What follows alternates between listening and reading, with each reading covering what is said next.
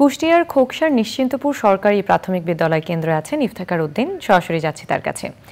Ifti, voter উপস্থিতি কেমন দেখছেন? একটি হলো কুষ্টিয়া সদর, অপরটি হলো কুষ্টিয়া খোকসা। সদরের তুলনায় খোকসায় আসলে প্রতিদ্বন্দ্বিতা বেশি। এখানে ত্রিমুখী লড়াই হচ্ছে। ঘোড়া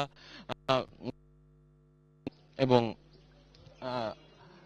এইখানে আসলে আজকে আমি যে কেন্দ্রটিতে আছি, সকাল 8টায় ভোট গ্রহণ শুরু হওয়ার পর এখানে আমরা দেখতে পাচ্ছি যে ভোটারদের অতটা দীর্ঘ লাইন নেই, কারণ যেহেতু বৃষ্টি হয়েছিল গতকাল রাতে এবং এখানে যেহেতু একদম প্রত্যন্ত অঞ্চল, সেই কারণে ভোটারদের চাপ অনেকটা কম।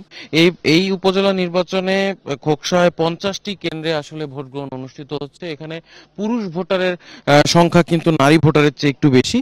যাদের আসলে আবাসস্থল আপনার এই ভোট কেন্দ্রের আশেপাশে গ্রামে বা পাশের গ্রামে, সেই এলাকার যে কক্ষ আছে সেই কক্ষে আসলে ভোট একটু বেশি পড়তে দেখা যাচ্ছে। অন্যদিকে একটু দূরবর্তী যে গ্রামগুলো, সেই গ্রামগুলোতে আসলে ভোটারদের উপস্থিতি কম। আপনি জানেন যে প্রথম দফায় 139টি আসলে 139টি উপজেলা নির্বাচন হচ্ছে।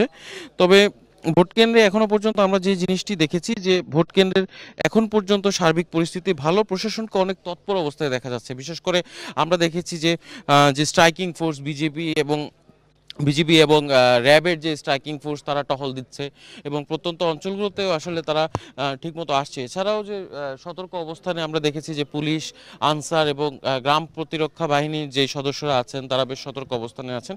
প্রিজাইডিং অফিসারকেও আমরা দেখছি যে বেশ তৎপর থাকতে। কিন্তু ভোটার উপস্থিতিটা আসলে ঠিক যতটা থাকা উচিত সেই তুলনায় কম। এই কেন্দ্রে 3100-র মতো ভোট আছে, সেই তুলনায় 1 ঘন্টায় ভোট পড়ার হার কিন্তু বেশ নাজুক। বিকাশে কম খরচে ক্যাশ আউটের লিমিট বেড়ে 50,000, প্রিয় এজেন্টও 2টা।